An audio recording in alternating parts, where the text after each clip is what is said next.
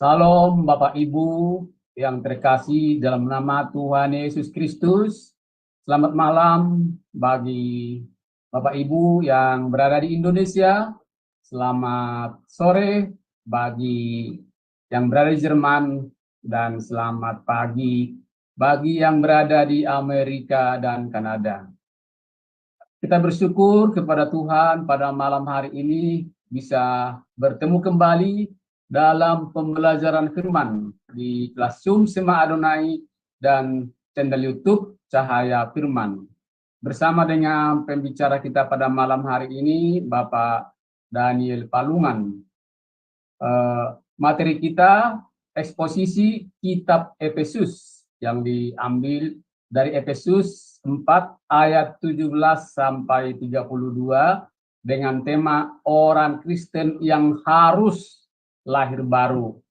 Ini sesi yang ke-9 Bapak Ibu. Sebelum memulai pelajaran firman, kita akan awali dengan doa terlebih dahulu. Mari kita berdoa Bapak Ibu. Bapa di surga yang kami panggil dalam nama Tuhan Yesus Kristus, kami bersyukur Tuhan pada malam hari ini kami boleh kembali belajar kebenaran firman-Mu. Berkati saya Tuhan sebagai moderator agar bisa saya memandu pembelajaran firman-Mu ini dari awal pertengahan sampai selesai. Berdoa juga buat para operator kami yang bekerja di belakang layar, kiranya mereka boleh bekerja dengan lancar, tidak ada halangan. Biarlah Engkau juga Tuhan campur tangan kepada mereka. Berdoa juga buat peralatan yang kami pakai, wifi, laptop, handphone, listrik, dan semua peralatan yang berhubungan dengan pembelajaran firman-Mu pada malam hari ini. Kiranya Tuhan tolong campur tangan agar tidak ada halangan. Terima kasih Tuhan. Berdoa juga buat hamba-Mu Bapak Daniel Palungan yang menjadi pembicara pada malam hari ini. Kiranya tutup bungkus dengan kuasa Roh Kudus-Mu agar semua firman yang disampaikan boleh berasal daripada Engkau. Terima kasih Tuhan. Berdoa juga buat semua yang mendengarkan di kelas Zoom maupun di live streaming dan juga di channel YouTube Cahaya Firman. Kiranya bukakan hati dan pikiran kami agar kami semua mengerti kebenaran firman-Mu. Ampuni segala dosa perbuatan kami yang kami sengaja maupun tidak kami sengaja, agar kami layak di hadapan-Mu, layak menerima kebenaran firman. Di dalam nama anak-Mu Tuhan Yesus Kristus, Juru Selamat kami yang hidup, kami sudah berdoa dan mengucap syukur. Haleluya. Amin. Baik Bapak Ibu, sebelum kita memulai pelajaran, kita akan mendengarkan profil singkat dari pembicara kita pada malam hari ini. Tim operator dipersilakan. Terima kasih.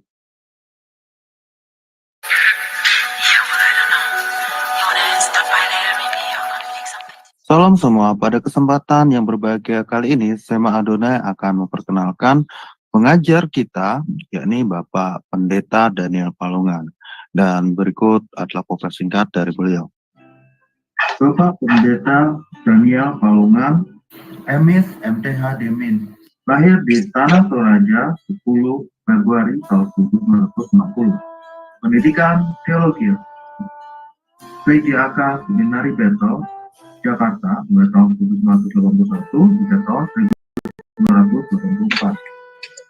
FTSII Jakarta, Teologia, mulai dari tahun 1996 hingga tahun 2000.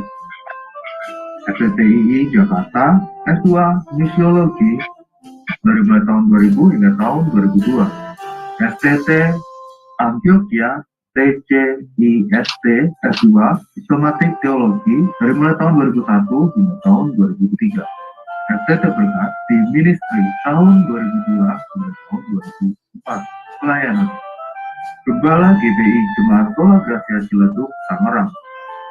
Ketua Bidang Teologia GBI Wilayah 6 DPD Banten mulai tahun 2015 hingga tahun 2023. Pendiri dan Ketua SCT Shalom Nusantara mulai tahun 2001 hingga tahun 2013. Pendiri dan terlibat di DCO sejak tahun 2021. Gembala di Sema Adonai Ibadah Online. Karya Penulis buku Kingdom Speaker. Pedoman praktis menggali Alkitab.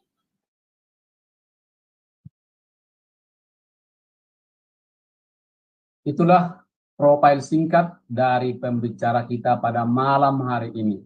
Baik Bapak Ibu, tiba saatnya saya akan menyapa beliau. Salam, selamat malam Pak Daniel, apa kabar?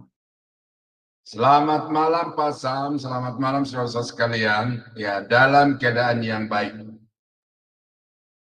Ya, puji Tuhan, biar Pak Daniel tetap sehat dan juga selalu dalam penyertaan Tuhan dalam setiap pekerjaan maupun pelayanan Bapak. Dan sekarang waktu selanjutnya saya serahkan kepada Pak Daniel untuk memaparkan tema kita pada malam hari ini. Dipersilakan Pak, terima kasih. Terima kasih Pak Sam untuk doa-doanya, dan kita memang sangat mengharapkan supaya kita semua senantiasa dalam keadaan yang baik diberkati Tuhan. Nah, saudara-saudara yang terkasih di dalam Tuhan Yesus, kita tetap di dalam topik besar kita, eksposisi kitab Efesus. Jadi maksud dari pelajaran ini adalah untuk memahami secara detail pokok-pokok apa yang sedang dibahas oleh penulis di dalam kitab-kitab yang dia tulis. Khusus dalam hal ini adalah pokok-pokok pikiran yang tertuang di dalam kitab Efesus oleh Rasul Paulus berdasarkan ilham dari Roh Kudus. Ini sangat penting supaya Bapak Ibu dapat memiliki pemahaman yang mendasar secara alkitabiah, lalu kemudian saudara dapat memiliki pemahaman yang benar untuk menjadi pedoman di dalam setiap langkah saudara mengiring dan melayani Tuhan. Ya, gitu Tuhan. Nah, kita sampai pada Efesus 4 ayat 17 sampai 32. Saya akan bacakan terlebih dahulu sebelum kita uraikan bagian demi bagian. Sebab itu kukatakan dan kutegaskan ini kepadamu di dalam Tuhan. Janganlah hidup lagi sama seperti orang-orang yang tidak mengenal Allah dengan pikirannya yang sia-sia dan pengertiannya yang gelap, jauh dari hidup persekutuan dengan Allah, karena kebodohan yang ada di dalam mereka dan karena kedegilan hati mereka. Perasaan mereka telah tumpul sehingga mereka menyerahkan diri kepada hawa nafsu dan mengerjakan dengan serakah segala macam kecemaran. Tetapi kamu bukan demikian. Kamu telah belajar mengenal Kristus. Karena kamu telah mendengar tentang Dia dan menerima pengajaran di dalam Dia menurut kebenaran yang nyata dalam Yesus, yaitu bahwa kamu berhubung dengan kehidupan kamu yang dahulu harus menanggalkan manusia lama yang menemui kebinasaannya oleh nafsunya yang menyesatkan, supaya kamu dibaharui di dalam roh dan pikiranmu, dibaharui di dalam dibaharui dalam dan mengenakan manusia baru yang telah diciptakan menurut kehendak Allah di dalam kebenaran dan kekudusan yang sesungguhnya, ya, mengenakan manusia baru. Karena itu buanglah dusta dan berkatalah benar seorang kepada yang lain, karena kita adalah sesama anggota. Apabila kamu menjadi marah, janganlah kamu berbuat dosa. Janganlah matahari terbenam sebelum padam amarahmu. Dan janganlah beri kesempatan kepada iblis. Orang yang mencuri, janganlah ia mencuri lagi, tetapi baiklah ia bekerja keras dan melakukan pekerjaan yang baik dengan tangannya sendiri, supaya ia dapat membagikan sesuatu kepada orang yang berkekurangan. Janganlah ada perkataan kotor yang keluar dari mulutmu, tetapi pakailah perkataan yang baik untuk membangun di mana perlu, supaya mereka yang mendengarnya beroleh kasih karunia. Dan janganlah kamu mendukakan Roh Kudus Allah yang telah memeteraikan kamu menjelang hari penyelamatan. Segala kepahitan, kegeraman, kemarahan, pertikaian, dan fitnah hendaklah dibuang dari antara kamu. Demikian pula segala kejahatan. Tetapi hendaklah kamu ramah seorang terhadap yang lain, penuh kasih mesra dan saling mengampuni, sebagaimana Allah di dalam Kristus telah mengampuni kamu. Nah, dari bacaan ini saudara ada dua kalimat atau frasa yang sangat tegas, bahwa tetapi kamu telah menerima Kristus atau telah belajar mengenal Kristus, dan yang kedua kamu dibaharui di dalam roh dan pikiran. Nah, itu dua pernyataan yang terjadi pada momen yang sama, ya, yaitu pada saat seseorang menerima Yesus sebagai Tuhan dan Juru Selamat, pada saat yang bersamaan ia menjadi ciptaan baru di dalam Kristus. Dan Lembaga Alkitab Indonesia memberi judul perikop ini Manusia Baru. Nah, jadi saya akan mengikuti apa yang sudah dinyatakan oleh Lembaga Alkitab Indonesia, yaitu manusia baru di dalam Kristus. Karena itu judul kita adalah orang Kristen yang telah lahir baru. Nah, berarti orang Kristen itu terbagi dua. Ada orang Kristen yang sekedar beragama Kristen, lalu ada orang Kristen yang sungguh-sungguh telah mengalami kelahiran baru. Ya, ada seorang ustadz turunan Madura yang saya sangat sependapat dengan pikiran-pikiran dia. Dia berkata kepada umatnya bahwa kita orang Islam di Indonesia ini, kita Islam karena kita lahir di Indonesia. Seandainya kita lahir di Brasil, maka kita pasti akan menjadi orang Katolik. Seandainya kita lahir di Eropa, maka mungkin kita akan menjadi orang Kristen. Nah, jadi orang Kristen di sini adalah orang yang karena keturunan. Ini mayoritas orang Kristen di Indonesia itu karena keturunan.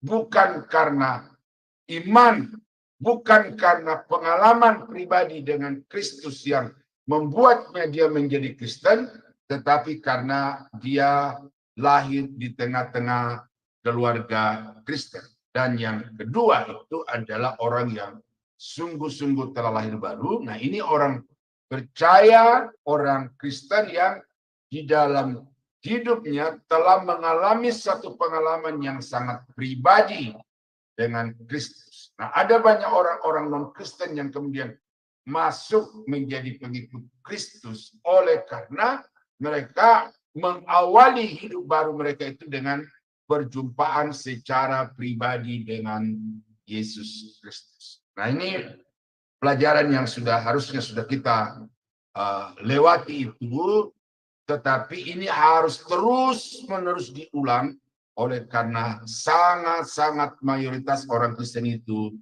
belum mengalami kelahiran baru. Nah, hari ini kita akan berbicara sebagaimana yang ditulis oleh Paulus di dalam bacaan kita tadi itu, orang-orang Kristen yang sungguh telah mengalami kelahiran baru. Nah, bagaimana mereka itu harusnya hidup, atau apa perbedaannya dengan orang-orang yang sekedar beragama Kristen?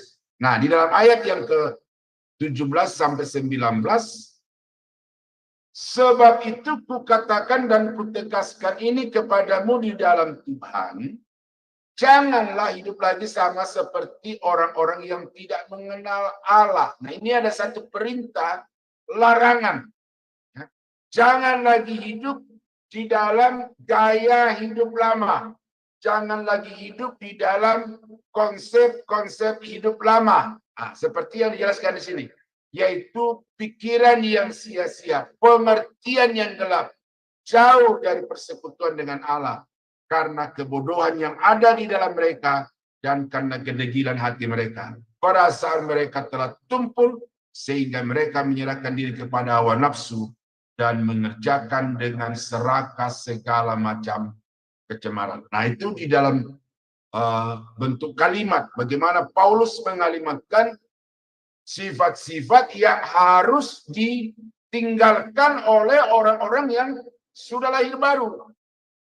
Nah, jadi dengan ini kita bisa mengukur apakah orang ini sudah sungguh-sungguh telah lahir baru atau masih sekedar sebagai penganut agama Kristen. Gampang, karena sudah ada di sini ukurannya. Nah, saya akan meringkaskan begini.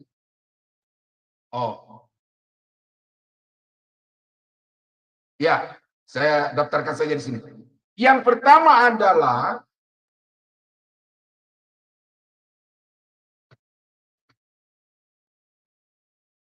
pikiran kita ini harus diperbaharui. Itu nanti di pasal poin-poin berikutnya itu kita akan melihat di situ bahwa yang paling mendasar di dalam kehidupan orang Kristen yang harus dibaharui itu adalah pertama rohnya, yang kedua pikirannya. Karena pekerjaan Roh Kudus untuk melahirbarukan seseorang itu dimulai dari roh dan jiwanya. Nah, di dalam bagian pertama ini Paulus menekankan supaya sebagai orang-orang yang sudah lahir baru, maka pikiran ini harus dibaharui. Maka kepada jemaat di Roma, ya, terutama di dalam Roma pasal 12 ayat yang kedua, ya, janganlah kamu menjadi serupa dengan dunia ini, tetapi berubahlah oleh pembaharuan budimu. Jadi kekristenan yang sejati itu berawal dari pembaharuan roh dan pikiran, bukan pembaharuan penampilan. Ya. Kita nanti bulan depan mempersiapkan diri untuk masuk bulan Desember, dan kita akan melihat di situ bagaimana orang-orang akan mempersiapkan segala kelengkapan perayaan Natal, terutama pakaian-pakaian, rambut-rambut dengan tatanan baru dan lain sebagainya. Ini sudah menjadi hal yang umum di daerah-daerah Kristen di Indonesia, bahwa pada bulan Desember itu kita sibuk untuk memperlengkapi diri dengan pakaian-pakaian baru, penampilan baru, dan lain sebagainya. Tetapi hanya sebatas pembaharuan penampilan. Kekristenan yang sejati itu perubahan di dalam pikiran, cara berpikir, konsep berpikir, tujuan berpikir, itu harus dibaharui. Karena betapapun sempurnanya penampilan di luar secara jasmani, itu tidak akan berdampak apa-apa di dalam kehidupan saudara, karena justru yang berdampak kepada seluruh aspek kehidupan itu adalah perubahan di dalam pikiran dan di dalam roh.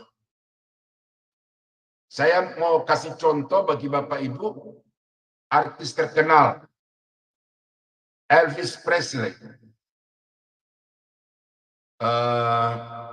Ini penyanyi siapa ini? Aduh, saya ini ingat tapi kadang-kadang lupa. Kemudian Houston, itu penyanyi-penyanyi yang hebat itu. Ada satu lagi saya lupa itu yang Michael Jackson. Ya. Michael Jackson itu secara penampilannya luar biasa. Tetapi kita melihat bahwa karena mereka tidak mengalami pembaharuan secara roh dan secara pikiran, maka itu sebabnya akhir kehidupan mereka itu tragis. Tragis oleh karena mereka, ya ini walaupun masih simpang siur, tetapi bahwa keadaan akhir hidup mereka itu sangat memprihatinkan. Nah, jadi saudara yang kekasih dalam Tuhan, kekristenan itu pembaharuan dari dalam roh, dan Paulus berkata di sini, buanglah segala pikiran yang sia-sia dan miliki pikiran yang baru, miliki pikiran Kristus. Itu di surat yang lain, ya. Jadi pikiran. Nah, kemudian yang kedua, sesudah kita mengalami pembaruan pikiran itu, maka persekutuan dengan Allah. Orang-orang yang di luar Tuhan tidak peduli dengan persekutuan, baik sesama orang-orang percaya, bahkan juga sesama keluarganya sendiri. Mereka tidak peduli, apalagi dengan Tuhan.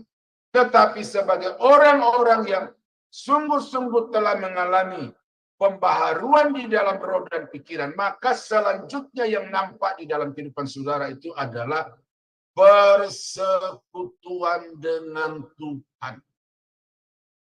Harus ada satu momen di dalam hidup saudara yang saudara pakai secara khusus untuk membangun persekutuan yang intim, yang yang erat dengan Tuhan. Ada satu mantan menteri di Indonesia yang kemudian dalam satu channel YouTube-nya dia berkata bahwa ada satu agama, dan dia berkata dia terlibat di situ, ya, tidak punya rumah ibadah, tidak punya jam ibadah, tidak punya cara doa. Nah, mengapa dia bilang? Karena kehidupan pekerjaan itu adalah ibadah dan doa. Jadi tidak perlu ada waktu-waktu khusus untuk bersekutu sesama yang sealiran dan juga untuk membangun satu persekutuan personal dengan Tuhan. Nah, itu agama dia. Tetapi sebagai orang-orang Kristen, saudara-saudara yang kekasih di dalam Tuhan, persekutuan dengan Tuhan itu sangat penting dan ditetapkan dalam Alkitab. Waktu ibadah. Kalau saudara kita sebenarnya itu 5 waktu 1 hari, sebenarnya di dalam agama Yahudi itu sebelumnya itu 7 waktu dalam 1 hari. Karena itu ada jam-jam tertentu di mana orang-orang Yahudi datang ke Bait Allah untuk berdoa. Nah, itu setelah masuk ke Kristenan, itu tidak dihilangkan. Lalu dikatakan di dalam kitab Ibrani pasal 10 ayat yang ke-25, janganlah kita menjauhkan diri dari pertemuan-pertemuan ibadah kita sebagaimana yang dibiasakan oleh banyak orang, tetapi marilah kita melakukannya dengan semakin giat menjelang kedatangan Tuhan yang kedua kali. Nah, jadi ibadah persekutuan sesama orang percaya itu penting. Penting. Makanya gereja itu salah satu fungsinya adalah fellowship. Ya. Penting untuk sesama anak-anak Tuhan berkumpul, berkoinonia. Ya, bukan hanya diakonia, tetapi koinonia, bersekutu bersama-sama untuk memuji, menyembah Tuhan. Nah, jadi buanglah segala pikiran-pikiran yang tidak penting, yang tidak berarti, yang penuh dengan kegelapan itu. Kemudian miliki satu kebiasaan hidup, yaitu selalu menjalin hubungan dengan Tuhan, baik secara pribadi maupun secara bersama-sama. Ya, saya mempersiapkan satu bahan khotbah dari kitab Tawarikh, dan di situ ada seorang yang bernama Raja Yosafat. Ketika mereka menghadapi satu masalah yang besar, maka dikatakan Yosafat memutuskan untuk mencari Tuhan. Dia menghimbau seluruh rakyatnya untuk bersekutu di Bait Allah, berkumpul di Bait Allah, bersekutu bersama-sama, mencari wajah dan pertolongan Tuhan. Nah, jadi yang dimaksud dengan persekutuan di sini adalah ibadah-ibadah yang sudah ditetapkan untuk bersama-sama orang percaya berbakti, memuji, memuliakan Tuhan. Nah, itu yang harus ditumbuh kembangkan di dalam kehidupan saudara. Sehingga kalau orang itu mengatakan dia Kristen tetapi tidak pernah ibadah, nah ini gampang kita bisa menilai, gitu kan. Di Tanah Batak, setahun yang lalu terakhir saya ke sana, itu di Kota Cane. Kami bikin kebaktian kebangunan rohani di beberapa gereja, lalu menjelang ibadah itu, suami istri sekeluarga datang bawa kereta. suaminya di atas motor, istri anak-anaknya di samping, di atas kereta itu. Nah, kita pikir, wah, akan ramai ini ibadah. Tetapi setelah kita masuk ibadah, ternyata yang hadir hanya istri dan anak-anak, suaminya pada pulang. Nah, nanti setelah jam ibadah selesai, baru mereka datang jemput lagi. Nah, jadi saudara, ini kita melihat apakah suami-suami Kristen di Kuta Cane itu sudah lahir baru. Dari kegiatan ibadahnya kita tahu mereka baru sekedar beragama Kristen karena dia hanya mengantar istri anak-anak untuk datang di ibadah, tetapi mereka sendiri pulang entah kemana. Ya, nah jadi bisa diukur orang yang sungguh-sungguh telah lahir baru itu tampak dari bagaimana kegiatan ibadahnya. Nah, lalu orang yang sungguh-sungguh telah lahir baru itu akan menjaga perasaannya. Perasaan mereka telah tumpul. Jadi seorang yang sudah lahir baru itu, dia akan memiliki satu kepekaan terhadap orang-orang yang di sekitarnya, sehingga kesusahan orang lain itu dia rasakan, kebutuhan orang lain itu dia rasakan, lalu kemudian dengan kasih Kristus dia akan mengulurkan tangan untuk menolong orang itu. Nah, lalu yang berikut di sini adalah orang-orang yang di luar Kristus, orang-orang yang belum mengalami kelahiran baru itu, mereka dikuasai oleh hawa nafsu, sehingga mereka mengerjakan segala kejahatan itu dengan antusias, dengan semangat, bahkan mereka mencari-cari kesempatan bagaimana untuk melakukan apa yang mereka inginkan di dalam hawa nafsu. Ini sangat-sangat penting untuk Bapak Ibu lakukan, bahwa kita sebagai orang-orang yang sudah lahir baru, justru hawa nafsu ini harus dimatikan. Bagaimana cara mematikannya? Itu Paulus memberikan nasihat di dalam Roma pasal 8 ayat yang ke-13, yaitu bahwa kita harus memberi diri kita untuk selalu dipimpin oleh Roh Kudus, ya, memberikan hidup kita ini untuk didominasi oleh Roh Kudus, ya. Yesus memberikan contoh ketika dia keluar dari sungai Yordan karena dibaptis oleh Yohanes Pembaptis itu, maka dikatakan Yesus mengikuti pimpinan Roh pergi ke padang gurun untuk di sana dia berpuasa 40 hari 40 malam. Jadi orang yang sudah lahir baru, dia tidak akan mengikuti hawa nafsu, tetapi dia akan mematikan hawa nafsu itu dengan memberikan diri untuk dipimpin oleh Roh Kudus. Nah, jadi saudara, itu yang bagian pertama yang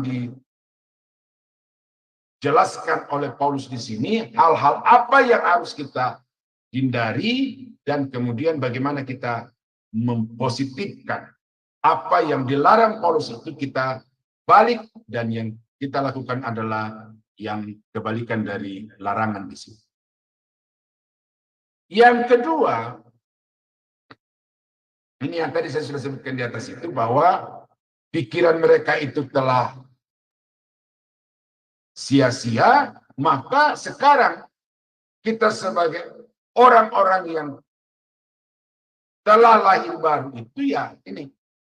Tetapi kamu bukan demikian. Kamu telah belajar mengenal Kristus karena kamu telah mendengar tentang Dia dan menerima pengajaran di dalam Dia menurut kebenaran yang nyata dalam Yesus, yaitu bahwa kamu berhubung dengan kehidupan kamu yang dahulu harus menanggalkan manusia lama yang menemui kebinasaannya oleh nafsunya yang menyesatkan, supaya kamu dibaharui di dalam roh dan pikiran. Nah, di dalam roh di sini adalah hati. Hati kita itu adalah roh manusia. Roh manusia itu dikatakan adalah pelita tubuh. Kalau roh kita ini gelap, maka jalan hidup kita juga menjadi tidak jelas, tidak tahu kemana kita harus melangkah. Tetapi orang-orang yang sudah dibaharui di dalam rohnya, artinya matanya itu diterangi, dibuat terang oleh Tuhan, maka kemudian dia memiliki satu arah kehidupan yang jelas kemana dia akan melangkah sesuai dengan apa yang diinginkan oleh Tuhan.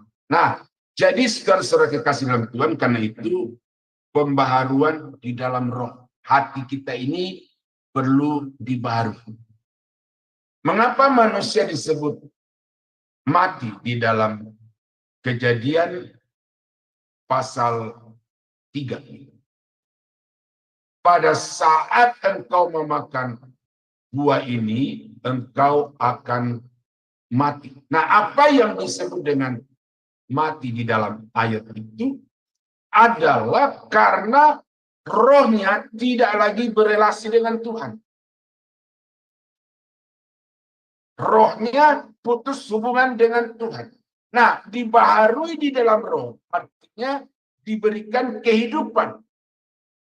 Dibangun kembali hubungan dengan Allah, berelasi kembali dengan Allah secara harmonis oleh karena dilahirbarukan oleh Roh Kudus. Nah, jadi orang yang dibaharui di dalam roh itu artinya dihidupkan secara rohani. Makanya kekristenan itu bukan sekedar masalah fisik, bukan sekedar masalah jasmani atau tubuh, tetapi kekristenan itu adalah masalah roh. Dan ini merupakan hakikatnya, landasan dasarnya untuk berubah di dalam pikiran, berubah di dalam perbuatan adalah rohnya dibaharui oleh Tuhan.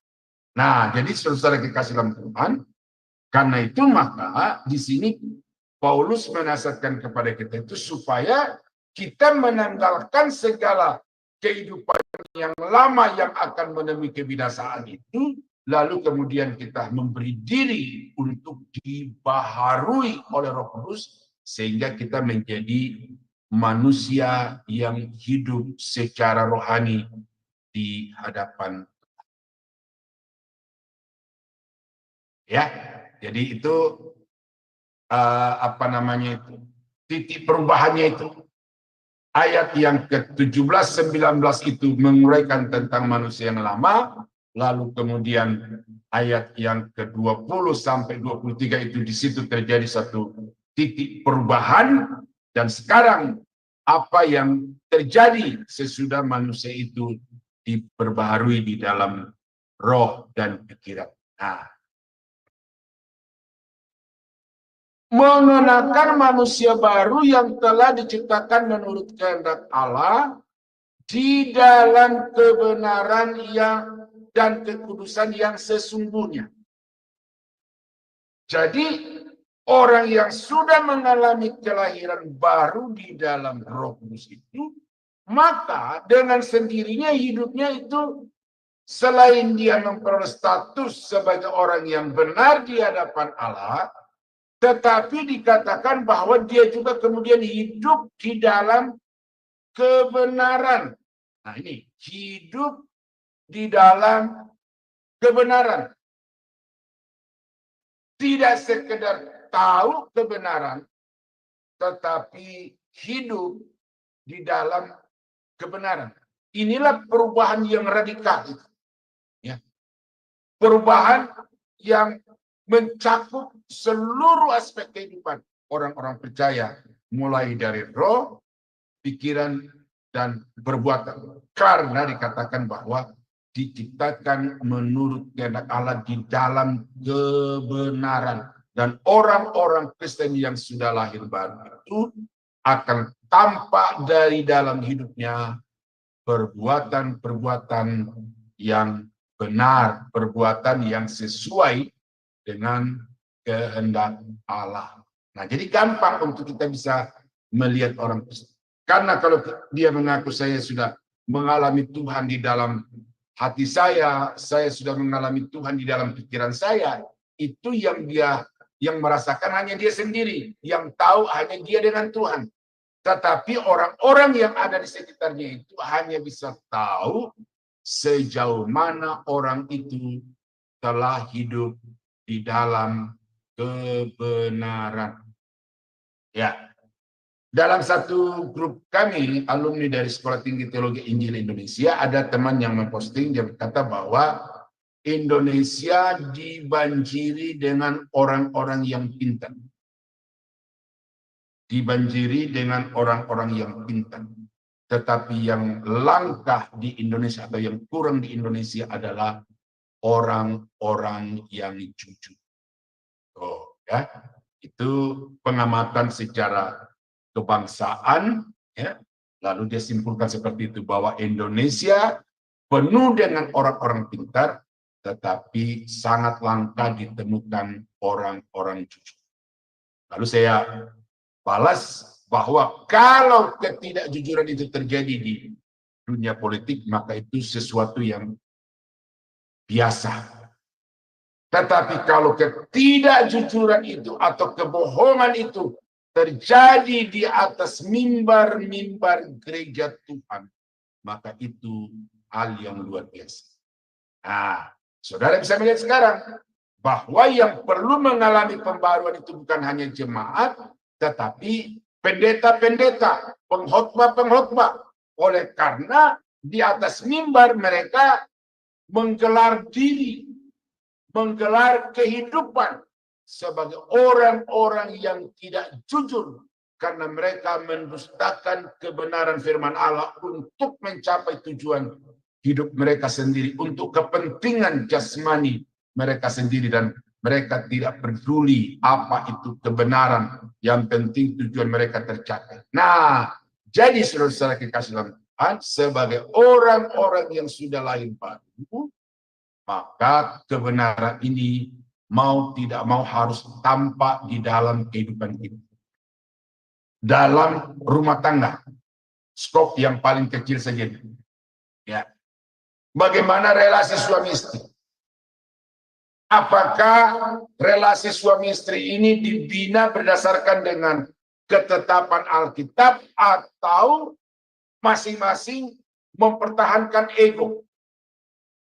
Suami menonjolkan kekuatan fisiknya lalu terjadi KDRT karena keinginannya tidak terpenuhi, atau istri dengan mulutnya yang kata-katanya itu keras, tajam, ya, karena melawan kepada suami. Ini perlu Bapak Ibu pahami nih. Ada yang namanya physical abuse, ada yang namanya verbal abuse. Physical abuse itu adalah penyiksaan secara jasmani, dan ini dominan memang dilakukan oleh suami karena punya kelebihan secara otot. Tetapi verbal abuse, penyiksaan dengan kata-kata, itu dominan dilakukan oleh ibu-ibu rumah tangga. Ini pengalaman dalam pelayanan penggembalaan dan juga dari banyak bacaan, bahwa sebenarnya kekerasan dalam rumah tangga itu tidak hanya dilakukan oleh suami, tetapi istri juga melakukan kekerasan. Ya.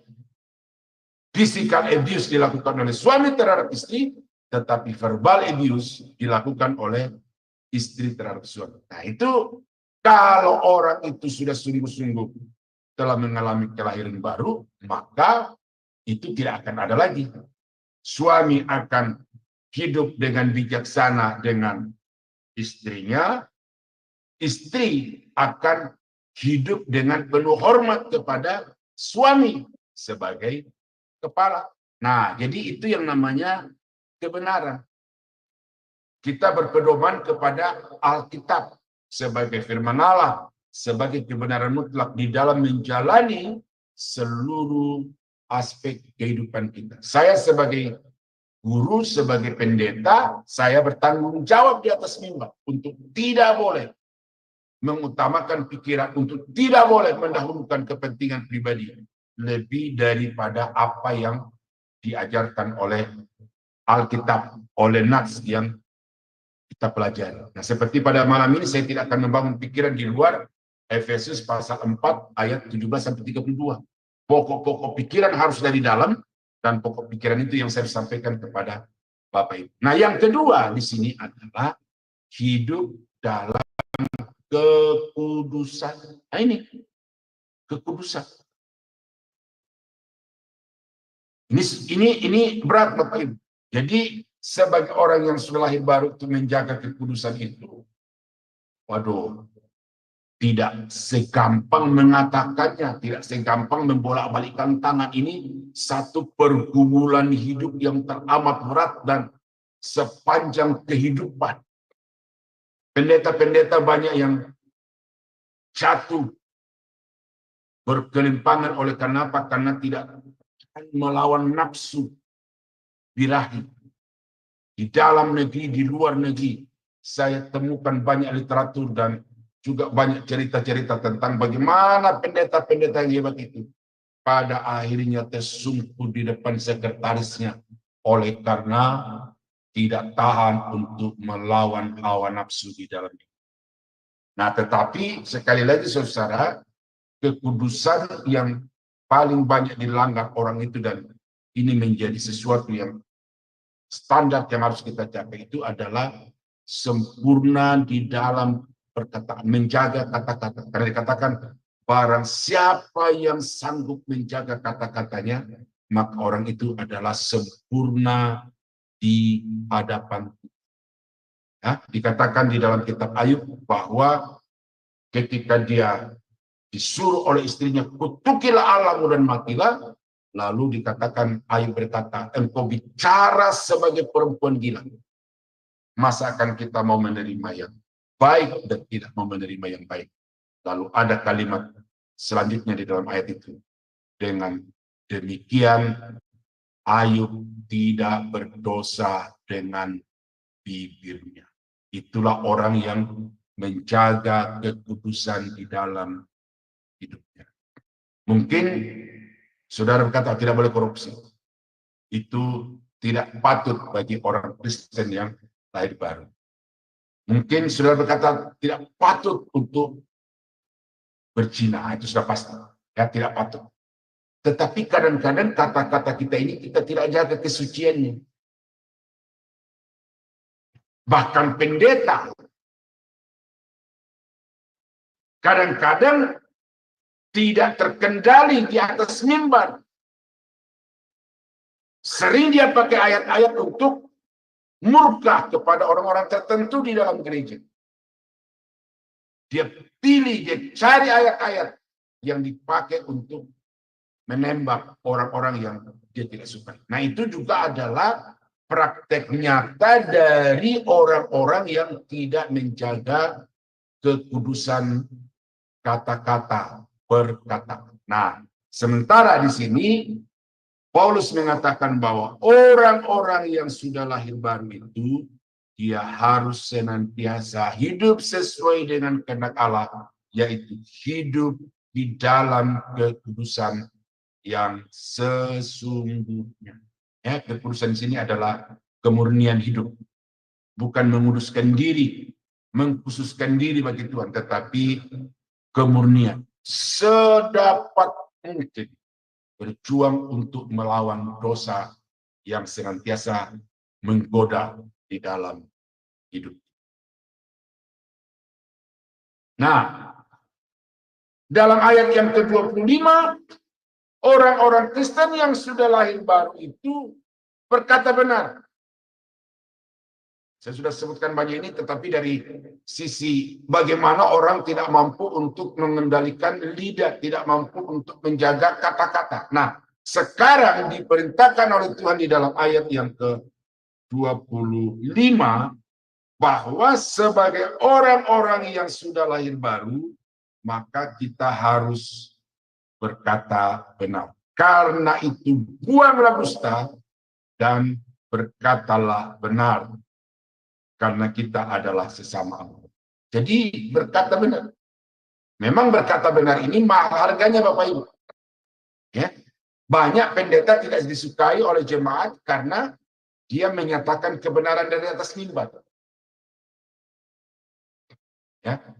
Tetapi betapapun mahalnya kebenaran itu harus disampaikan. Lalu ayat yang ke-26 dan 27, sebagai orang yang sudah lahir baru, pengampunan itu mutlak harus dinyatakan. Apabila kamu menjadi marah, janganlah kamu berbuat dosa. Janganlah matahari terbenam sebelum padam amarahmu, dan janganlah beri kesempatan kepada iblis. Marah sepertinya boleh. Marah dalam arti demi kekudusan dan kebenaran. Tetapi kemarahan itu tidak boleh tinggal di dalam hati kita. Dan karena itu diberi batasan di sini, jangan sampai matahari terbenam sebelum amarahmu hilang. Jadi jangan menyimpan kemarahan, jangan menyimpan dendam, tetapi lepaskan dendam itu dengan memberi pengampunan kepada orang-orang yang berbuat salah kepada kita. Tidak gampang, Bapak Ibu, ya, tidak gampang. Tetapi bagaimanapun ini harus diperjuangkan. Ada dua pengalaman yang sangat pahit di dalam hidup saya. Bahkan tiga kemudian, ya. Yang pertama itu adalah bapak saya waktu saya masih kecil dia dipukul. Dalam satu momen perjudian, dan yang memukulnya itu adalah adik sepupu dari mama saya. Waktu itu saya masih kecil, tetapi saya rekam betul di dalam pikiran saya bagaimana bapak saya itu dipukul di pelipis bagian kiri sampai mukanya itu memar dari atas sampai ke dagu. Itu tersimpan dalam hati saya. Yang kedua adalah karena kasus perebutan pelayanan, ya, itu ponakan-ponakan dari istri saya itu membawa pisau ke gereja, membawa golok ke gereja untuk mau membunuh saya di gereja itu karena mereka mau merebut pelayanan yang secara organisasi dipercayakan kepada saya untuk menggembalakan jemaat yang dirintis oleh bapak mertua. Tetapi ponakan-ponakan yang dari istri saya itu tidak suka, lalu kemudian membawa golok, membawa pisau, membawa obeng untuk mau membunuh saya di gereja itu. Ya, itu juga terekam di dalam hati saya, dan itu saya gumuli 2 tahun lebih. Yang ketiga, tapi ini saya tidak lihat secara langsung, itu kakak yang membawa saya ke Papua dulu. Itu kakak sepupu, tetapi diangkat oleh bapak saya sebagai anak yang pertama. Dia membawa saya ke Papua untuk sekolah, dan dia juga nampung orang-orang di rumah. Adik-adik iparnya dia juga taruh di rumah. Lalu ketika saya pindah ke Jakarta, itu ada kasus di mana adik ipar dari kakak saya ini, saya dulu tinggal sama-sama di rumah itu, dia ambil linggis dan dia mau pukul itu kakak saya dari belakang. Ya, tapi kemudian menurut cerita, untungnya karena linggis itu nyangkut di pegangan tangga. Jadi ada tangga, lalu kemudian ada pegangannya ketika dia mau hantam dengan palu itu, dengan linggis itu nyangkut sehingga kakak saya tidak kena. Nah, ketika saya dengar itu kemarahan di dalam diri saya itu sangat-sangat membara, Bapak. Ya, 3 kasus itu. Dan saya gumuli. Tidak seperti membolak-balik tangan, seperti berkata seperti pada hari ini susah. Teramat berat. Tetapi kemudian pada akhirnya saya melepaskan satu demi satu pengampunan itu, dan saya tidak ada lagi ada rasa dendam di dalam hati. Ya, jadi ini penting. Jangan sampai kemarahan itu menguasai hidup saudara sampai masuk liang. Dan menurut perkataan orang, saya sendiri tidak tahu hal ini, bahwa banyak penyakit kanker yang terjadi di dalam diri seseorang itu disebabkan oleh karena dia menyimpan rasa dendam di dalam hati. Ya, jadi Bapak Ibu sebagai orang-orang yang sudah lahir baru, lepaskan pengampun. Petrus bertanya kepada Yesus, berapa kalikah kami harus mengampuni? Apakah 7 kali 7 kali? Yesus berkata, bukan 7 kali 7 kali, tetapi 70 kali 7 kali. Artinya beri pengampunan setuntas-tuntasnya dan jangan ada syarat, jangan ada tetapi beri pengampunan itu secara tuntas. Nah, lalu ayat yang ke-28, orang yang mencuri janganlah ia mencuri lagi. Perbuatannya, praktek hidupnya harus berubah. Tinggalkan semua pekerjaan-pekerjaan yang merugikan orang lain. Lalu lakukan pekerjaan baik. Lalu dengan itu bantu orang-orang yang di dalam kekurangan. Jadi perubahan di dalam hati, perubahan di dalam pikiran berdampak atau bermuara kepada perubahan perilaku. Nah ini, pencuri jangan mencuri lagi, tetapi bekerja untuk memberi pertolongan kepada orang-orang yang berkekurangan. Ya, saya kira tidak terlalu sulit. Nah, kemudian ayat yang ke-29, janganlah ada perkataan kotor keluar dari mulutmu, tetapi pakailah perkataan yang baik untuk membangun, di mana perlu supaya mereka yang mendengarnya beroleh kasih karunia. Jadi mempergunakan perkataan untuk membangun iman orang lain. Itu adalah buah kehidupan dari orang-orang yang sudah lahir baru. Perkataannya bukan lagi menyakiti atau tidak lagi dipakai untuk menyiksa, verbal abuse tadi itu. Tetapi sekarang perkataannya adalah kata-kata yang penuh dengan berkat, sehingga orang-orang yang mendengarnya itu dibangun imannya, dikuatkan imannya, sehingga melalui perkataan kita orang lain memperoleh kasih karunia atau memperoleh keselamatan.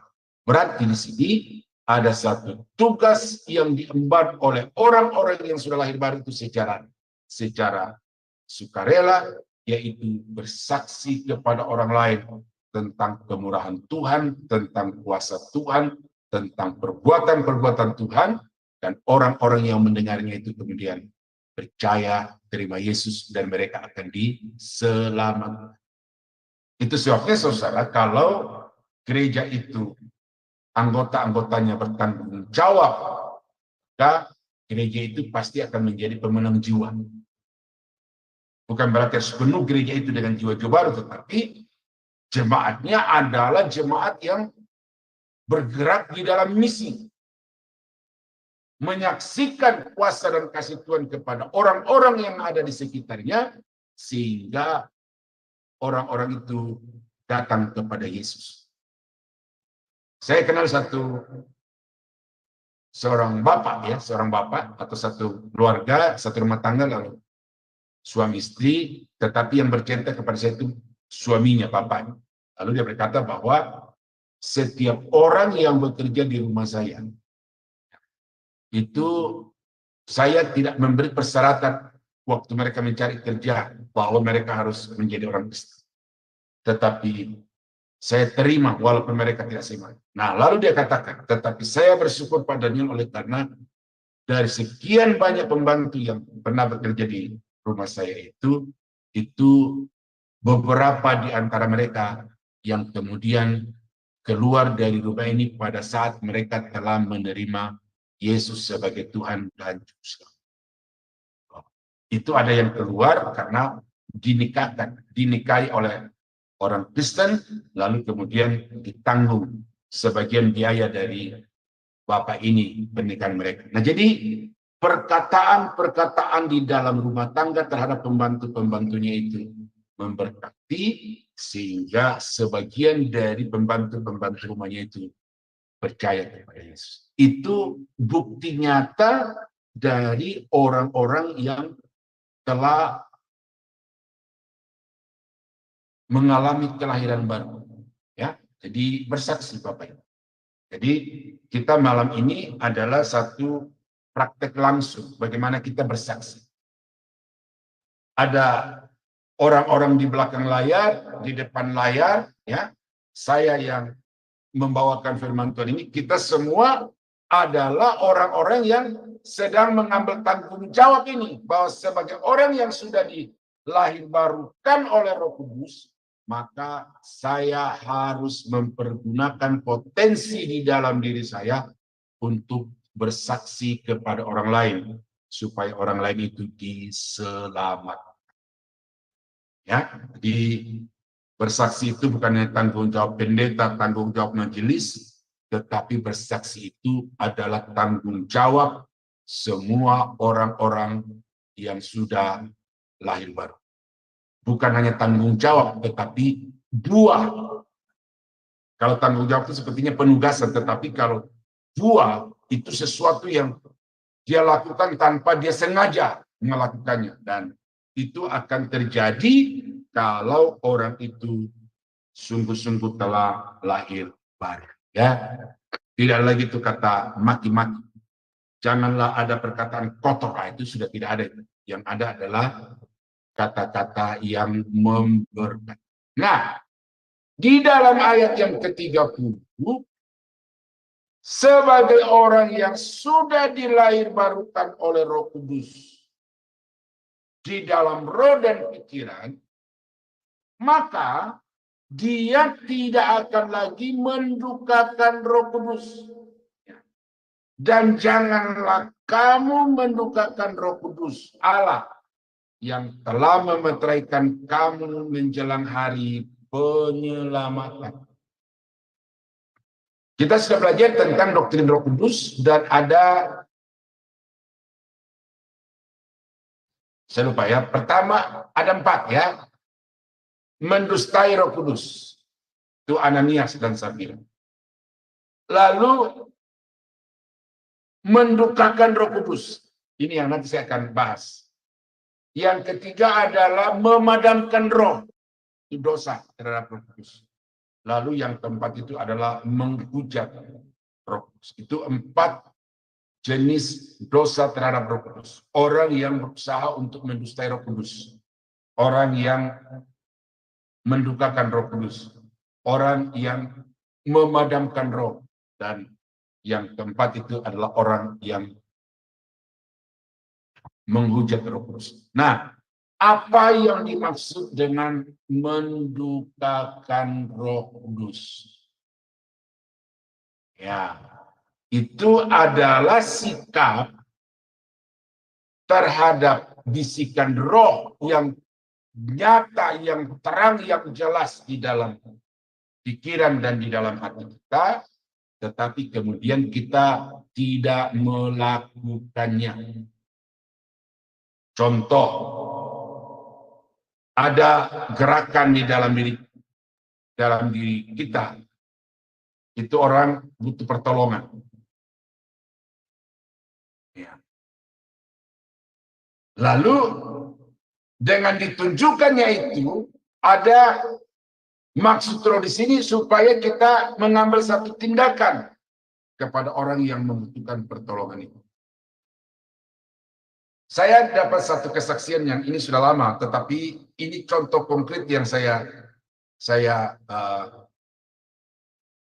mau jadikan sebagai contoh di dalam mentaati Roh Kudus itu.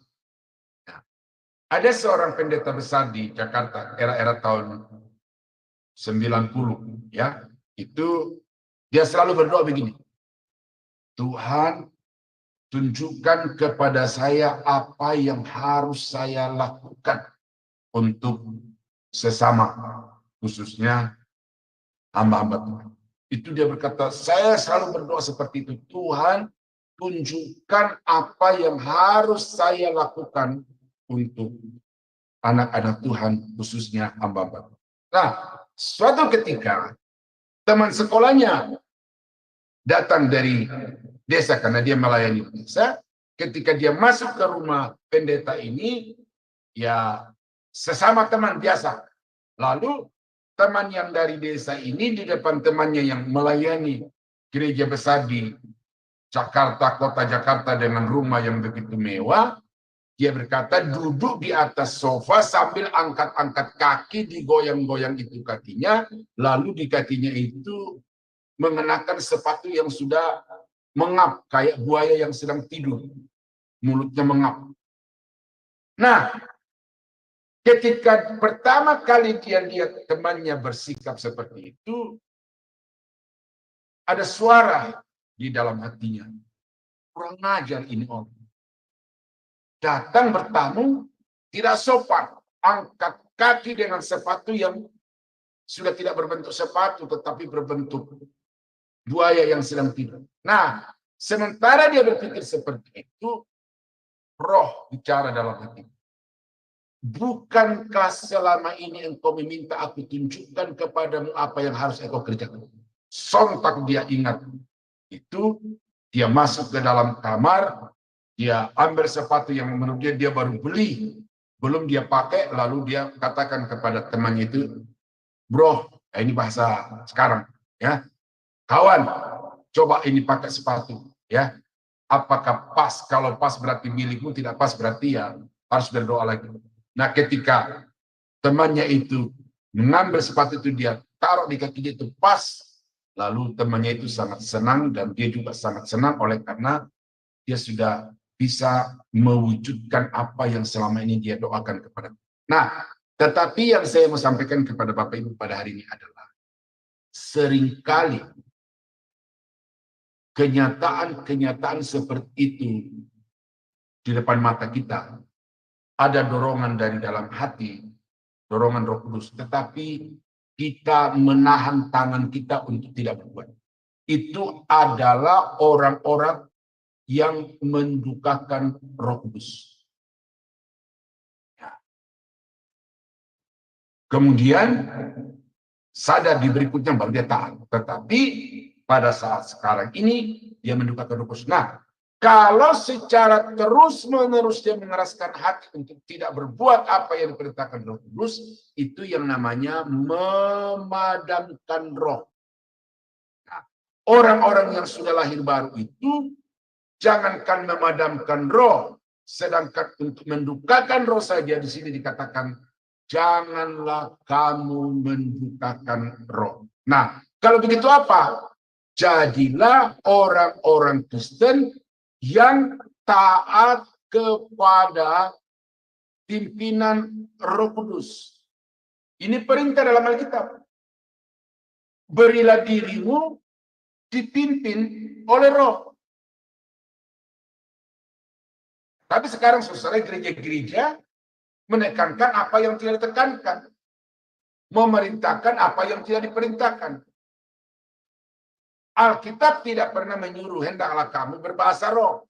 Tetapi itu yang didorong terus kepada jemaat-jemaat, sehingga jemaat itu merasa sudah menerima karunia bahasa roh, tetapi sebenarnya mereka berbahasa roh secara palsu. Dan Alkitab tidak pernah mengajarkan bahwa bahasa roh itu diperintahkan, bahasa roh itu diharuskan.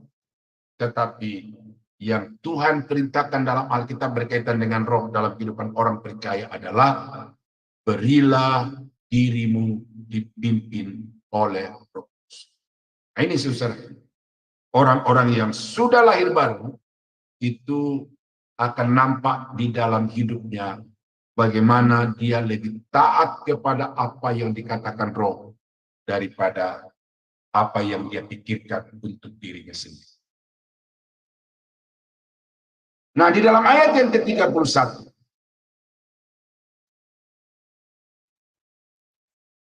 segala kepahitan, kekeraman, kemarahan, pertikaian, dan fitnah hendaklah dibuang dari antara kamu. Nah, jadi dari antara kamu, dari sesama orang-orang yang sudah percaya, yang sudah lahir baru. Di sana ada persekutuan. Di sana ada relasi. Nah, di dalam membangun relasi dan persekutuan itu, di sini Paulus mengatakan kepahitan, kemarahan, kegeraman, pertikaian, fitnah itu jangan sampai ada di dalam persekutuan kamu itu. Jadi kita bisa melihat komunitas yang sungguh-sungguh diisi oleh orang-orang yang sudah lahir baru, ya harmonis, bersatu dalam ikatan kasih. Tetapi yang kita lihat sekarang ini di dalam gereja, aktif di gereja, terlibat di dalam pelayanan gereja, bahkan mengambil jabatan di gereja, tetapi pertikaian, kemarahan, bahkan kemudian menyebarkan fitnah untuk menjatuhkan teman. Nah, apakah itu warna kehidupan orang Kristen yang sudah lahir baru? Alkitab mengatakan di sini, justru itu yang harus dihapus. Lalu kita membangun satu relasi di dalam kekudusan, relasi di dalam kebenaran, relasi di dalam kasih. Nah, jadi saudara bisa melihat bagaimana relasi saudara dengan orang lain. Itu dapat menjadi satu ukuran untuk saudara nilai diri sendiri. Apakah saya ini sudah sungguh-sungguh telah lahir baru, atau saya hanya sekedar orang Kristen. Jadi membangun hubungan yang suci, hubungan gereja, hubungan keluarga, hubungan rumah tangga, hubungan masyarakat. Ya. Nah, lalu ayat yang ke-32a, tetapi hendaklah kamu ramah seorang terhadap yang lain. Ramah. Kata ramah di sini secara umum itu dapat dipahami sebagai orang yang mudah bicara sama orang lain. Ini saya punya pergumulan secara pribadi di sini. Tidak terlalu cepat untuk bisa berkomunikasi dengan orang lain. Tetapi ada orang yang begitu ketemu langsung terlibat di dalam pembicaraan yang akrab gitu. Itu pengertian ramah pada satu sisi. Tetapi ramah pada sisi yang lain di dalam Alkitab itu adalah lembut. Mudah untuk diatur. Tetapi jangan lupa, bukan berarti kemudian mudah dikendalikan. Saya di dalam kehidupan saya, saudara, kalau saya terlibat dalam sebuah organisasi, saya akan patuh kepada kesepakatan. Tetapi kalau saya melihat ada gelagat-gelagat yang mau mencoba untuk memanfaatkan, merendahkan apalagi, maka saya akan menarik diri. Bukan karena saya marah atau apa, tetapi karena saya tidak mau supaya diberdayakan atau diperdayakan demi kepentingan pribadi. Ini banyak hal. Apalagi kalau saya melihat di dalam tim itu ada semacam satu kompetisi, maka saya akan menarik diri.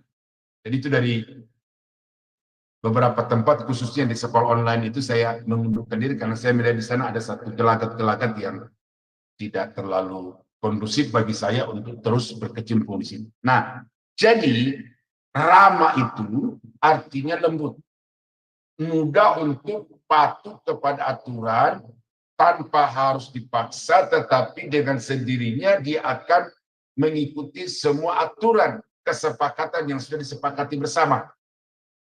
Tetapi bukan berarti orang yang mudah dikendalikan seperti kerbau yang ditusuk hidungnya. Nah, orang yang seperti kerbau ditusuk hidungnya itu adalah orang yang tidak punya prinsip. Yesus berkata, belajarlah kepadaku karena aku lemah lembut dan rendah hati. Lemah lembut artinya patuh taat kepada Bapa. Tetapi bukan berarti kemudian dia tidak tegas. Yesus tegas di dalam perkataan, Yesus tegas di dalam pengajaran, Yesus tegas di dalam tindakan. Pengajarannya dia berkata, kamu sesat karena kamu tidak mengerti kitab suci. Itu pengajarannya itu. Matius pasal 23, tegas di dalam pengajaran. Lalu dia berkata kepada orang-orang yang begitu antusias mencari dia, Yesus berkata, kamu mencari aku bukan karena kamu telah melihat tanda-tanda itu dan percaya, tetapi kamu telah makan roti itu dan kenyang. Karena itu bekerjalah, bukan untuk makanan yang dapat binasa, tetapi untuk makanan yang bertahan sampai hidup yang kekal. Itu tegas di dalam pernyataan.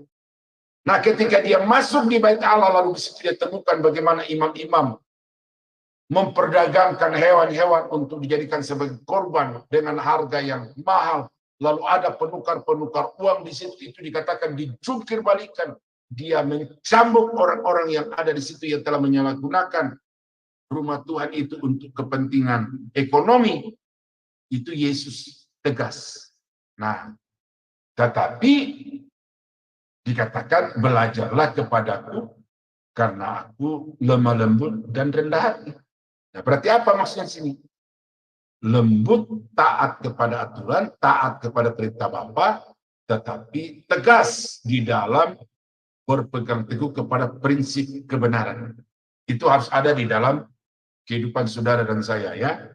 Tegas. Kalau memang salah, katakan salah, tapi kalau benar itu harus diapresiasi. Itu sifat yang harus dimiliki oleh orang yang sudah lahir baru. Nah, lalu ayat yang ke-32b dikatakan,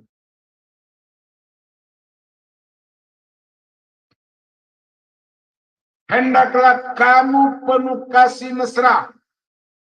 Hendaklah kamu penuh kasih mesra dan saling mengampuni sebagaimana Allah di dalam Kristus telah mengampuni kamu. Ini di atas tadi saya sudah singgung itu dengan kata janganlah matahari terbenam sebelum amarahmu hilang. Itu negatifnya di situ.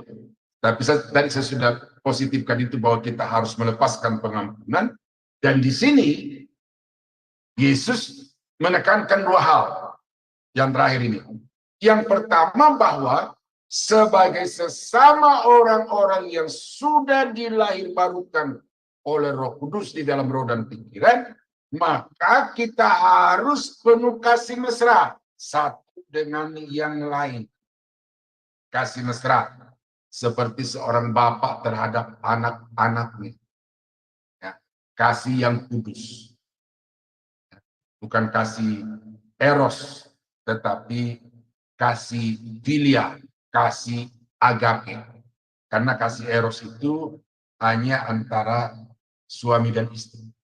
Tetapi kasih mesra di sini adalah sebagai sesama orang-orang percaya, kita harus mengikat persekutuan itu dengan kasih mesra.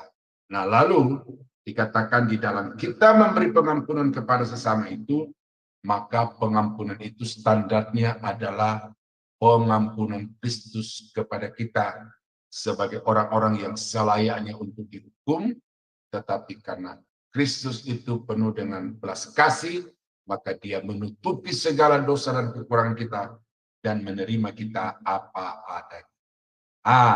Jadi bagaimana supaya bisa terjalin hubungan yang harmonis dengan orang-orang yang sempat putus hubungan dengan kita karena kesalahpahaman? Maka di sini Paulus menasihatkan sebagai orang-orang yang sudah lahir baru, kamu harus mampu untuk mengampuni orang-orang yang telah bersalah kepada kamu itu dengan standar kasih Kristus.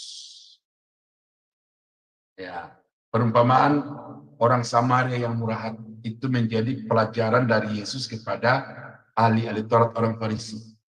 Kasihilah sesama manusia seperti dirimu sendiri. Lalu contohnya adalah kasih itu tanpa pandang latar belakang suku. Kasih itu tanpa pandang latar belakang agama. Kasih itu tanpa pandang latar belakang kebangsaan. Kasih itu tanpa memandang status sosial. Orang Samaria di dalam perumpamaan Yesus itu menunjukkan tentang pentingnya mengasihi seperti Yesus mengasihi. Nah, karena itu Paulus berkata kepada jemaat di Kolose, di atas segalanya kenakanlah kasih sebagai pengikat yang mempersatukan dan yang menyempurnakan. Nah, contoh konkret juga di dalam kehidupan Ayub. Saudara baca di dalam Ayub pasal 42. Ya. Kenapa kehidupan Ayub itu dipulihkan, bahkan kemudian ditingkatkan lebih daripada sebelum dia jatuh ke dalam penderitaan itu, karena dikatakan bahwa dia mengampuni sahabat-sahabatnya yang mulai dari Ayub pasal 3 sampai Ayub pasal kurang lebih 38 atau 39 itu teman sahabat-sahabatnya itu datang untuk menghakimi dia. Kamu berdosa, kamu menderita karena kamu berdosa kepada Tuhan. Kamu menderita karena kamu sombong di hadapan Tuhan. Jadi itu sahabat-sahabatnya itu mulai dari Ayub pasal 3 sampai seterusnya itu datang dengan sikap seperti itu kepada Ayub, menghakimi Ayub. Tetapi di dalam pasal 42 dikatakan Tuhan menyuruh ketiga sahabatnya itu untuk datang kepada Ayub minta pengampunan dan supaya Ayub mendoakan mereka, dan dikatakan di dalam Ayub pasal 42. Saya bacakan ayat ini ya.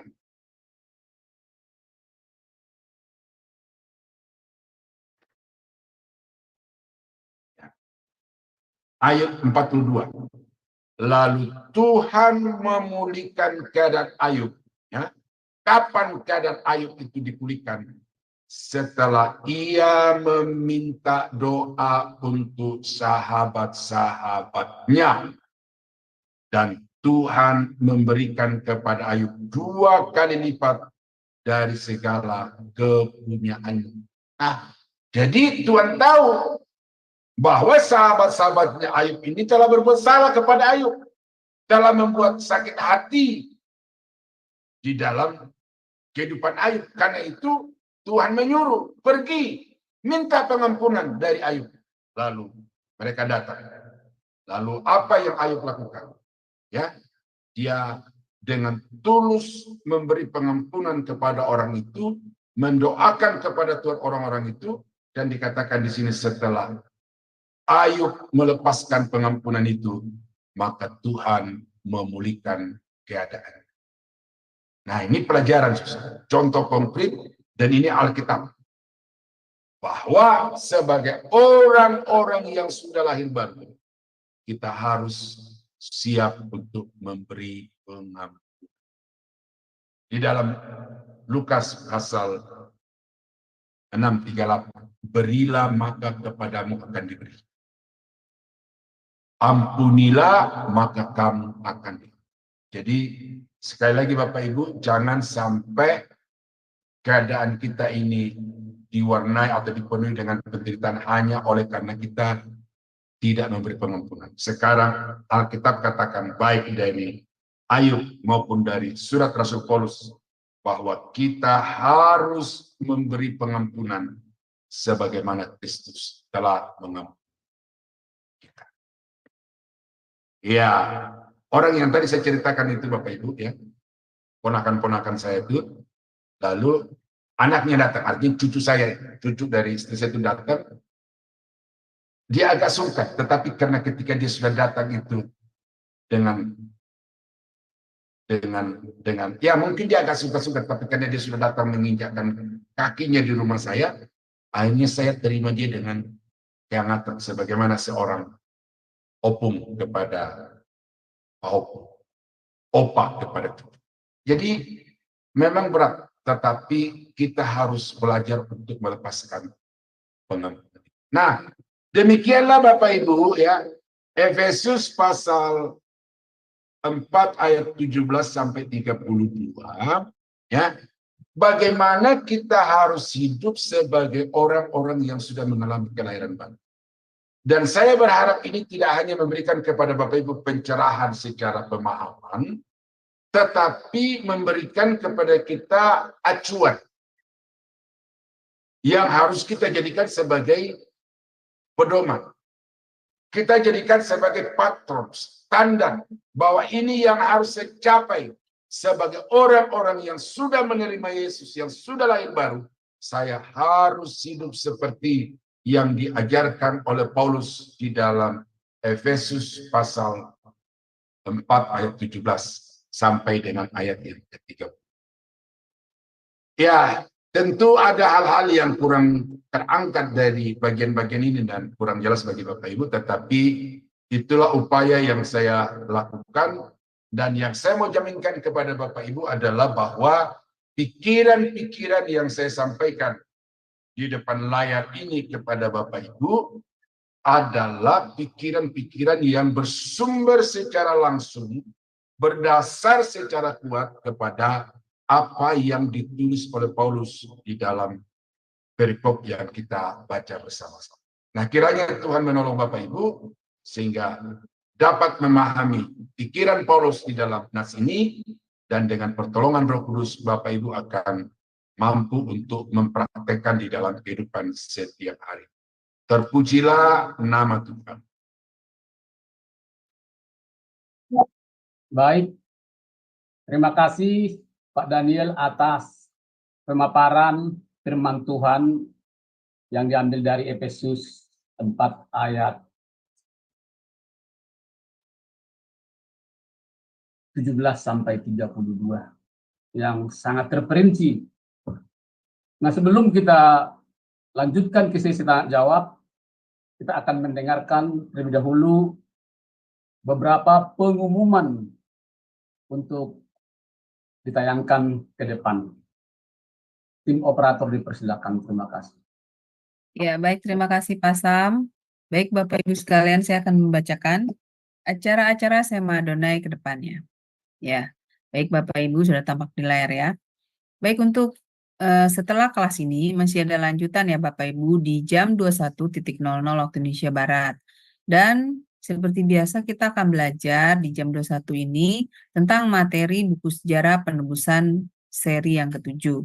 Dan ini sudah masuk sesi yang ke-11 ya Bapak Ibu, dengan tema pengajaran perintah jangan membuat patung.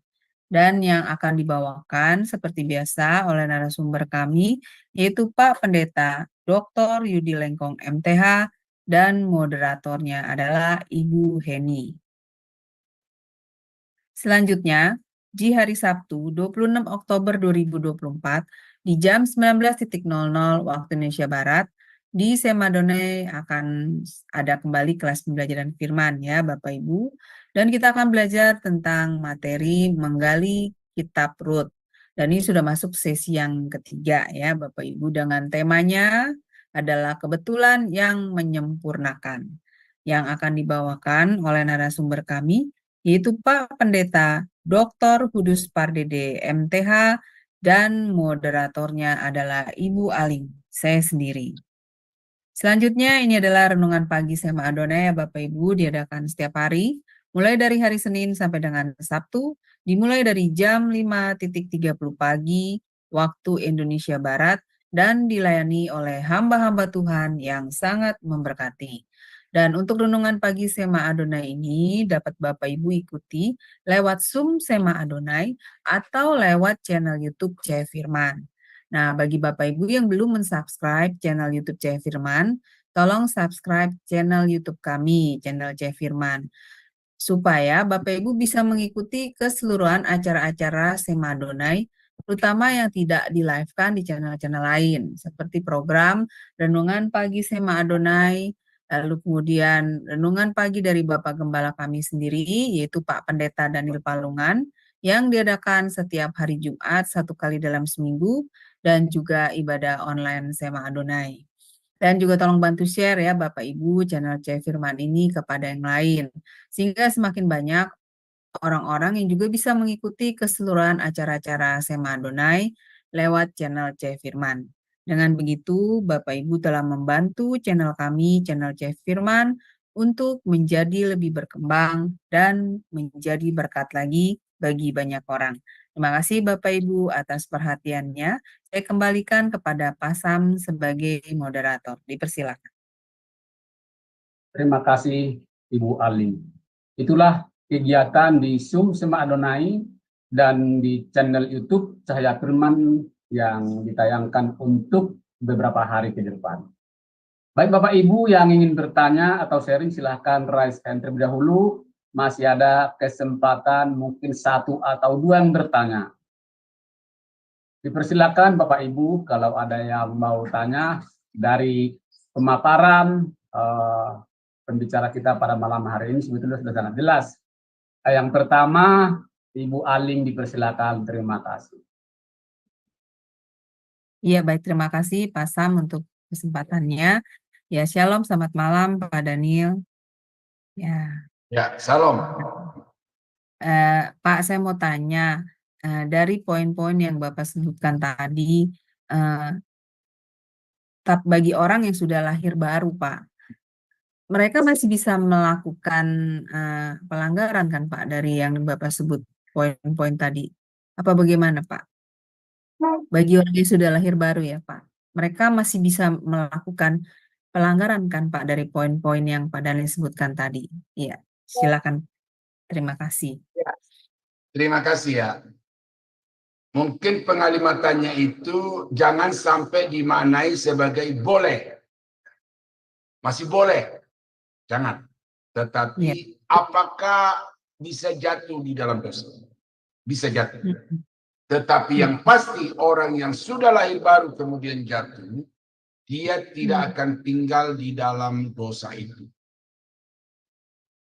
Kemudian jatuhnya itu bukan kepada dosa yang dia sudah tahu. Seperti saya sudah sebutkan tadi, berulang-ulang tadi itu, berzina. Tidak mungkin ada orang yang sudah lahir baru kemudian dia berkata jatuh di dalam dosa zina. Itu sengaja berbuat zina. Karena dikatakan di dalam Alkitab bahwa tidak mungkin orang yang ujuk-ujuk zina. Tetapi ada proses. Nah, ketika dia berproses itu sebenarnya roh Tuhan bicara bagi dirinya, tetapi dia tidak mau dengar. Nah, orang yang seperti itu berarti kelahiran barunya itu dipertanyakan, ya, karena orang yang sudah lahir baru dia akan ada rasa jijik terhadap dosa, benci terhadap dosa, dan dia akan menjauhkan segala yang dosa. Nah, tapi kalau jatuh di dalam dosa-dosa yang memang dia tidak rencanakan, yang dia tidak tahu, itu bisa. Tetapi sekali lagi dia tidak akan membiarkan dirinya tinggal atau hidup di dalam dosa itu. Segera dia bangkit dan meninggalkan perbuatan itu dan tidak akan mengulanginya. Jadi ada ungkapan kerbau saja tidak mau terperosok ke dalam lubang yang sama. Nah, masakan orang yang sudah lahir baru mau terperosok lagi ke dalam lubang yang sama. Jadi begitu jawaban saya. Jangan dimaknai boleh, ya, tetapi apakah bisa? Ya bisa, tetapi tidak akan tinggal di dalam dosa. Nah, iya. Terima kasih Pak Daniel, paham saya. Terima kasih untuk pencerahannya Pak, Tuhan berkati. Saya kembalikan pada Pak Sam. Ya, dipersilakan. Baik, terima kasih Ibu Aling atas partisipasinya. Mungkin satu aja pertanyaan dari saya Pak Daniel, kalau saya belajar firman, kalau saya tidak bertanya kayaknya kurang sempurna. Yang kurang meresap. Ya, kurang meresap gitu. Tambah dengan kalau kita tidak ke gereja atau tidak baca firman itu kayaknya masih saya yang kurang. Yang di poin nomor 3 mengenakan manusia baru di G ayat 30 mentaati Roh Kudus seperti kesaksian Pak Daniel tadi itu, biasa ada orang ke rumah dulu-dulu seperti itu. Kami suami istri langsung tergerak hati ya untuk memberikan bantuan itu. Tetapi kenyataannya menyimpang Pak gitu. Jadi kita itu sudah beberapa kali dibohongin gitu. Apakah kita karena kurang peka terhadap Roh Kudus, kurang meminta campur tangan Roh Kudus kalau kita memberikan seperti itu, kita dibohongin bagaimana Pak? Terima kasih. Iya, makanya orang Kristen itu perlu hidup dengan hikmat Tuhan, ya. Perlu hidup dengan hikmat Tuhan itu di dalam kitab Amsal. Nah, kalau kita baca di dalam Filipi pasal 1 ayat yang ke-9 sampai ayat yang ke-11, di situ Paulus meminta dan mendoakan untuk jemaat di Filipi supaya di dalam menerapkan kasih itu diterapkan di dalam segala hikmat dan pengertian yang benar. Makanya kasih itu tidak boleh dengan dasar emosi, tetapi kasih itu harus diwujudkan di dalam satu landasan pemikiran yang benar. Nah, saya pun tahu ada adik ya sepupu jauh lah, tetapi karena di Jakarta ini kita sama-sama perantau, ya mau tidak mau dia harus memanggil saya sebagai kakak dan dia sebagai adik saya gitu. Tetapi saya memperhatikan di dalam kehidupannya, dia mau hidup santai-santai, dia perilakunya tidak benar, lalu Sabang telepon, Kak bisa bantu nggak? Kak bisa bantu nggak? Jadi ketika dia ada masalah, saya dengan istri datang untuk membantu secara finansial walaupun apa adanya. Tetapi ketika dia sudah tidak ada masalah itu, lalu kemudian dia mencoba, ya saya menghindar. Saya tidak akan membuat dia terinabobok di dalam kemalasan lalu memanfaatkan situasi atau memanfaatkan saya dengan istri yang seperti Bapak itu mudah untuk tergerak. Nah, itu sebabnya Paulus berkata, aku berdoa supaya kamu menerima segala hikmat dan pengertian yang benar, supaya berbuah di dalam kasih yang benar itu. Saya kira itu, Pak. Jadi, Bapak harus terus berdoa supaya jangan sampai diperdaya oleh orang-orang yang licik di dalam hidup ini. Termasuk pendeta-pendeta. Ya, saya mau katakan itu, termasuk pendeta-pendeta, karena jelas di dalam Alkitab itu sudah banyak itu. Nabi-nabi palsu, guru-guru palsu memperdaya jemaat yang tulus seperti Bapak. Ya, jadi jangan sampai Bapak kehilangan hikmat, jangan sampai mengabaikan pemikiran yang Tuhan berikan kepada Bapak dan Ibu untuk melakukan sesuatu yang memang bermanfaat, bukan hanya untuk menolong orang itu lewati hari, tetapi bagaimana supaya dia mampu untuk memberdayakan dirinya sendiri. Saya kira demikian, Pak. Ya, terima kasih Pak atas pencerahannya. Itu memang harus minta hikmat dari Tuhan. Baik Bapak Ibu, karena waktu sudah hampir habis dan ada lagi pelajaran firman jam 21 waktu Indonesia bagian Barat, kita akhiri live kita pada malam hari ini. Terima kasih Pak Daniel dari semua yang kita bahas pada malam hari ini. Mungkin masih ada tambahan atau sebagai closing statement sekalian ditutup dengan doa. Dipersilakan Pak, terima kasih. Ya, sekali lagi Bapak Ibu bahwa kekristenan itu bukan sekedar agama, tetapi kekristenan itu adalah sebuah perubahan hidup, lalu kemudian hidup di dalam kekudusan dan kebenaran. Kekristenan itu harus menghasilkan buah-buah kehidupan, dan dari apa yang kita sudah baca dari surat Rasul Paulus ini sudah jelas terperinci apa-apa yang harus Bapak Ibu lakukan supaya dapat menjadi orang yang sungguh-sungguh menjadi kesaksian kepada lebih banyak orang selama kita ada di tengah-tengah dunia ini. Saya berusaha dengan semaksimal yang saya bisa lakukan, dan kiranya apa yang saya tidak bisa capai pada malam ini, kiranya Roh Kudus dapat membantu menolong Bapak Ibu supaya lebih paham, dan dengan itu saudara bisa hidup secara lebih pas dengan apa yang diinginkan oleh Roh Kudus. Tuhan Yesus memberkati. Mari kita tunduk kepala, kita berdoa. Bapa di surga, terima kasih karena Tuhan sudah memimpin pembelajaran kami, eksposisi kitab Efesus, khususnya pasal 4 ayat 17 sampai 32. Kiranya apa yang sudah kami dapatkan dari perikop ini ya Tuhan, kami pahami secara benar, dan kami mohon kekuatan Tuhan untuk kami dapat mempraktekannya di dalam kehidupan kami. Terima kasih untuk semua rekan-rekan yang sudah bekerja dengan sepenuh hati untuk mensukseskan pemberitaan firman ini kepada segala bangsa, segala tempat. Kiranya apa yang mereka lakukan juga diberkati Tuhan, supaya mereka dapat terus bertambah-tambah di dalam tangan Tuhan, menjadi alat, menjadi kesaksian kepada dunia ini. Terima kasih Bapak, kami berdoa mengucap syukur, berterima kasih, dan mengakhiri pembelajaran kitab Efesus pada malam ini. Dalam nama Yesus, Tuhan dan Juru Selamat kami. Haleluya. Saudara-saudara yang kekasih, kiranya anugerah dari Allah Bapa di dalam surga, damai sejahtera dari Tuhan kita Yesus Kristus, serta persekutuan kuasa Roh Kudus, kiranya menyertai kita sekalian dari sekarang sampai selama-lamanya. Dalam nama Yesus, kami akhiri kelas kami pada malam ini. Haleluya. Amin. Amin. Baik, Pak Daniel, terima kasih pengajaran firman pada malam hari ini. Kiranya menjadi berkat bagi kami semua yang mendengarkan di kelas Zoom maupun di live streaming dan di channel YouTube Cahaya Firman. Terima kasih juga Bapak Ibu. Sampai di sini pembelajaran kita pada malam hari ini. Sampai jumpa minggu depan dengan materi eksposisi Efesus dari Efesus 5. Selamat malam, Tuhan Yesus memberkati. Salam.